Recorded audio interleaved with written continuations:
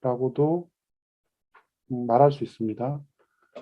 세계 경제와 무역의 총량이 불변이라는 가정 아래서 자본의 공급에 의해 국가가 번영한다. 수출 많이 하고 수입은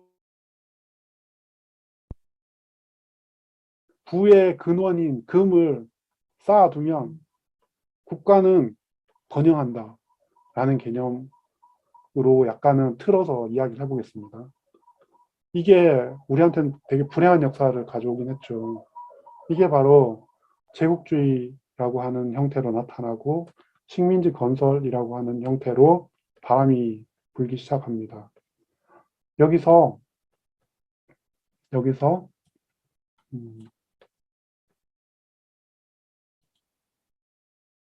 한 사람이 나타나요. 일단 중상주의 비판해요. 그리고 자본주의와 자유무역의 여러 가지 좋은 점, 그리고 그를 통해서 다른 접근 방법에서의 국가의 부는 어떻게 형성되는가라는 굉장히 기념비적인 연구 결과가 책으로 나옵니다. 그게 우리가 모두 알지만 전체를 읽어본 사람은 극소수라는 국부론입니다. 네. 그 국부론의 저자인 아담 스미스라는 사람이 그 책에서 분업의 중요성, 뭐 우리가 그 책에서는 한 번밖에 안 나온다라고 하는 보이지 않는 손, 가격이죠. 가격의 메커니즘에 의해서 생산과 수요가 조절되고 또 개인이 사익을 극대화하는 그 행동이 나쁜 게 아니라 그 행동들이 가격 메커니즘에 의해서 모두가 윈윈하는 형태로 작동되게 된다라는 내용들을 국부론에서 싣고 있어요. 네. 그 전까지는 개인이 뭔가 사익을 추구하는 행동에 대해서 나쁘게 봤어요. 근데 오히려 보이지 않는 손이라고 하는 가격 메커니즘이 그 오늘 우리 가족을 더 부유하게 만들기 위해서 빵을 만드는 그 행동이 여러 주변의 마을에 더 좋고 싼 빵을 제공할 수 있도록 가격 메커니즘이 작용한다라는 그런 예입니다. 그건 자본주의의 근간을 이뤘어요. 그리고 그때까지 없었던 하나의 학문 분야가 나중에 명칭이 부여되게 됩니다. 그걸 우리는 지금 경제학이라고 부릅니다. 그래서 아담 스미스를 현재 우리는 경제학의 아버지라고 부르게 되는 이유이기도 합니다. 근데 경제학은 너무 커요. 국가 단위의 분업 뭐 이런 거 다루거든요. 무역. 근데 조금 더 이제 다운 스케일에서 그러면 기업은 어떤가라고 하는 문제를 다뤄본 첫 번째 사람이 프레드릭 테일러라는 사람입니다. 이 사람이 정리한 이론들은 지금까지도 엄청난 욕을 먹고 있습니다. 사람이 기계냐, 뭐 이런 주장이죠. 그렇지만 실제 산업 현장이나 기업 현장에 가보면 이 사람이 만들어낸 과학적 관리 기법이라고 하는 부분들이 아주 곳곳에서 찾을 수 있습니다. 우리가 생산 현장에 가보면 그 생산하시는 분 앞에 있는 작업 지침서라든지 이런 것들 있죠. 이런 것들이 과학적 관리 기법에 뿌리를 두고 있습니다. 네, 그런 거 한번 생각해 보시고서 프레드릭 테일러라는 분을 다시 평가해 주셨으면 좋겠습니다. 네. 그런 초기 단계에서 이제 경영학 전반에 대해서 기업이 무엇이고 기업이 존재하는 이유에 대해서 고민하고 전반적으로 정리를 하신 분이 피터 드러커세요. 네, 피터 드러커 이 두 사람을 또 한 사람 더 있긴 한데 대충 그렇게 한 두세 사람 정도를 우리는 경영학의 아버지 이렇게 부릅니다. 자, 그러면 이렇게 만들어진 경영학이 초기에 어떤 모습이었냐 하면 그 모습을 한마디로 표현하면 우리는 매니지먼트 베이직 4라고 부릅니다. 매니지먼트 베이직 4는 말 그대로 기업 경영의 뼈대가 되는 네 가지 영역이 있는데 그게 영업관리, 생산관리, 재무관리, 인사관리라고 하는 네 개 축이에요. 실제로 지금 전 세계에 있는 모든 경영학과의 커리큘럼은 영업, 생산, 재무, 인사관리라고 하는 뼈대를 유지하고 있습니다.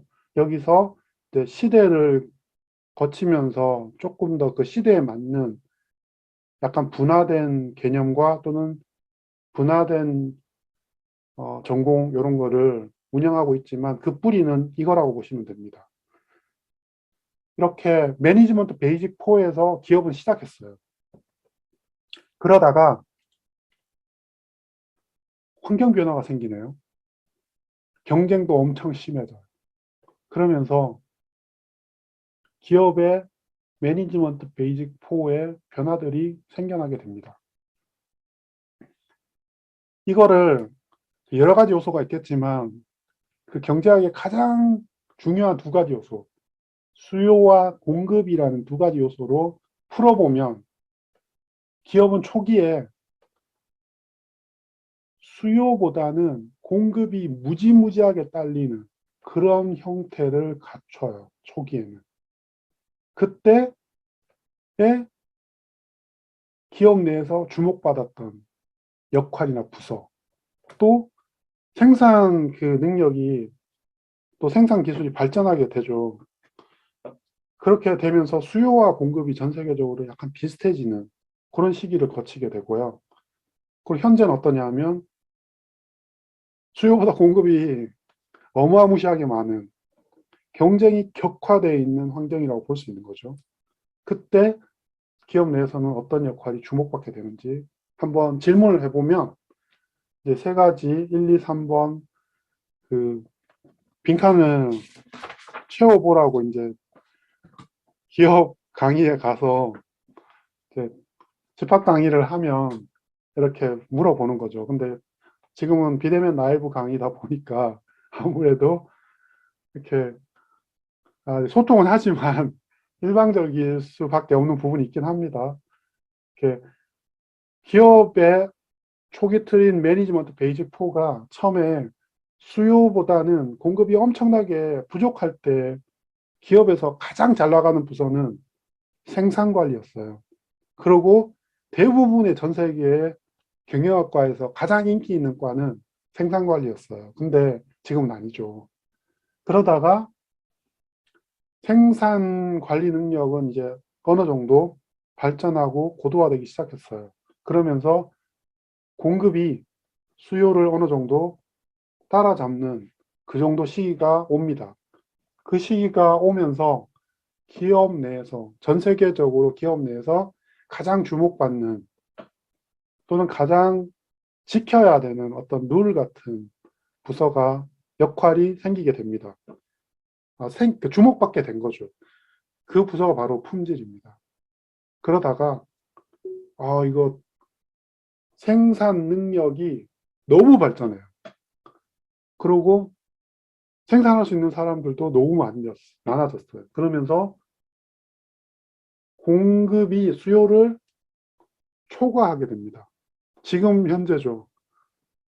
보다 개인화되고 그런 형태로 발전하게 되는데 기업은, 산업 환경은 그때 기업 내에서 가장 주목받는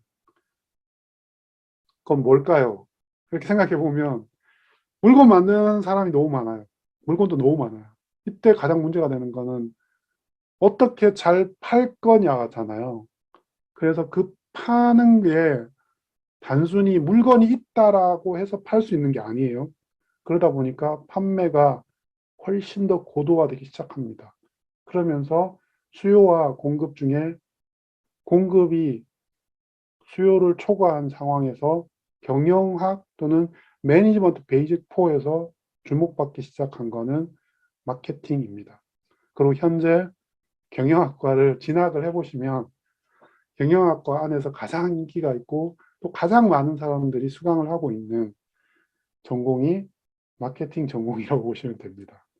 자, 그러면 이거를 좀 다른 시각으로 봐볼게요. 지금 화면에 보시면 왼쪽 그 화면 수요 공급 뭐 이런 거 똑같잖아요. 근데 오른쪽에 두 개가 바뀌었죠. 기업이 수요 공급의 패턴이 변화하는 과정에서 기업은 나름의 생존 전략을 구사하게 됩니다. 그 중에 대표적인 게 바로 핵심 역량을 내재화하고 나머지 부분들을 더 잘하는 쪽으로 아웃소싱을 해서 나도 잘하고 잘하는 걸 받아서 경쟁력을 높이는 핵심 역량과 아웃소싱이라고 하는 형태의 전략을 구사하게 됩니다. 그리고 제가 얘기 드렸죠. 제가 지금 관심 있는 거는 핵심 역량이 아니라고요. 제가 관심이 있는 거는 바로 여기 있는 아웃소싱입니다. 자, 아웃소싱이 기업을 어떻게 변화시키는지 볼까요? 자, 매니지먼트 베이직 4에서 구매는 아마도 생산관리 하위의 어떤 보조 역할이었을 거예요. 근데 핵심 역량과 아웃소싱이라고 하는 전략이 발현되면서 기업의 구조가 삼각형 구조로 바뀌었어요. 마케팅, 연구개발, 공급관리라고 하는 형태로 선진 기업은 이미 바뀌었고요. 우리나라도 바뀌어가는 기업이 지금 거의 다 바뀐 곳은 제약과 뷰티 산업 이런 쪽은 이미 바뀌었고요. 또는 뭐 팹리스 쪽도 이미 이런 형태를 가지고 있고 우리가 알고 있는 MRO 전문 기업들, MRO 전문 기업도 이렇게 바뀌었다라고 보시면 됩니다. 선진 기업의 구조 형태라고 보시면 될 것 같습니다. 그렇다고 해서 제조가 뭐 중요하지 않다 이건 아닙니다. 제조를 핵심 역량으로 가져가는 기업도 얼마든지 있으니까요. 우리나라의 대표적인 뭐 삼성, 뭐 현대 이런 쪽은 다 핵심 역량을 제조로 두고 있긴 합니다. 네, 그것도 이제 완전히 다 이렇다는 건 아니다라는 거를 감안해서 들어주시기 바랍니다. 일단 구매라는 입장에서 이야기를 풀어보면 그걸 구매 역사라고 저는 얘기했고 그걸 풀어보면 이제 매니지먼트 베이직 4라고 하는 구조에서 구매 역할과 핵심 역량과 아웃소싱 중에 아웃소싱을 통해서 변화된 기업 환경에서 구매는 어떻게 변화되어야 되는가라는 것과 그 공급관리의 뿌리를 어디서 찾는 게 좋을까라고 본다면 저는 공급관리의 뿌리를 구매라고 하는 형태에서 찾아서 구매에서 보다 확장된 능력과 스킬을 가진 사람이 공급관리라고 하는 역할을 하기에 보다 적합하다라고 생각을 하게 되었습니다. 그리고 세상은 계속 변하죠. 그렇다면 이렇게 삼각 구조로 아직 우리 회사는 안 변했는데 세상에는 그거 아니고 더 발전된 형태도 있을까라고 본다면 네, 그런 기업이 있습니다. 있는데 이제 구매 관리 또는 구매 공급 관리 기본이라는 과정에서 다루기에는 조금 더 깊어지는 면이 있어서 이 부분은 조금 더 깊은 지식을 학습하는 구매관리 심화나 전문가 과정 또는 뭐 CPSM과 같이 조금 전문화된 자격 과정 학습에 그 정도에서 이렇게 소개를 조금 더 깊이 들어가서 이야기를 해볼 대상이라고 생각합니다. 자, 여기까지 구매 역사라는 이야기를 통해서